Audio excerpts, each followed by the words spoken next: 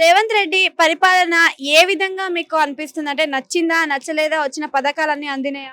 మాకు వచ్చిందంటే 2000 4000 వేస్తున్నారు. 2000 పింఛన్ వస్తుంది. మా పిల్లలకి స్కూల్లోని ఫుడ్ సరిగ్గా వస్తలేదు గవర్నమెంట్ స్కూల్లోని ఫుడ్ బాగా వస్తలేదు. హెల్త్ చదువు మంచి చెప్తలేరు. రేవంత్ రెడ్డి కూడా మంచివారే, కాదని అంటలేను కానీ మాకు కొంచెం హెల్ప్ చేయాలంటే మేము కోరుకుంటున్నాం. అంటే ఆయన ఇచ్చిన పథకాలు ఎన్ని అందినాయి? అసలు సన్న బియ్యం అన్నాడు. సన్న బియ్యం వచ్చినాయి. ఈ వస్తున్నాయి సన్న బియ్యము. ఈ నెల దొడ్డు బియ్యం ఇచ్చారు. పోయిన నెల సన్న బియ్యం ఇచ్చారు. ఉచిత కరెంటు, ఉచిత బస్సు కరెంటు ఇవన్నీ. మాకు ఫ్రీగా లేదమ్మా. చాలా మందికి జీరో అకౌంట్ ఉంది. మాకైతే కరెంట్ బిల్ ఫ్రీగా ఇయ్యలే. అంటే జీరో కేసీఆర్ పరిపాలనకు రేవంత్ రెడ్డి పరిపాలనకు తేడాలంటే తేడా ఉంది. కానీ చెప్పాలా అని అంటే మళ్ళీ మీరు ఏమని అంటారేమో అని.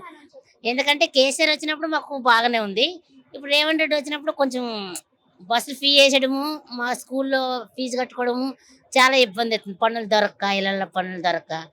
ఆంధ్ర వాళ్ళకి వచ్చేసి మాకు పనులు లేవు. ఎక్కడ పోవాలంటే పిల్లలకి బతికించాలంటే ఎట్లా బతికించాలి మేము? ఆంధ్రాలోనే చాలా డెవలప్మెంట్ చేస్తున్నారు కదా, పథకాలు ఇస్తున్నారు. అక్కడ అయిందమ్మా. ఇక్కడ అత్తగారి ఇంటికి హైదరాబాద్ ఇచ్చారు కదా. మళ్ళీ హైదరాబాద్ నుంచి మళ్ళీ ఎక్కడ అంటే ఆంధ్ర వెళ్ళలేము కదా, కష్టమే కదా. ఎక్కడ ఉండేది అక్కడే ఉండాలి కదా. అందుకోసమని మేము కోరుకునేది ఏంటంటే మంచిగానే ఉన్నా కానీ కొన్ని బస్సుల వల్ల మాకు ప్రాబ్లం. ఆటో మాకు కారబార్ అవుతుంది. ఆటో నడిపిస్తాం మా వాళ్ళు. పబ్లిక్ బస్సులో ఎక్కిపోతే ఆటో వాళ్ళు ఎట్లా బతకాలి? మాకు అందుకోసమని మేము బాధపడుతున్నాం తల్లి. ఇంక ఆయన మీద మేము కోపం వేసుకోవట్లేదు. ఆయన కూడా ఒక అన్నయ్య లాగానే మాకు.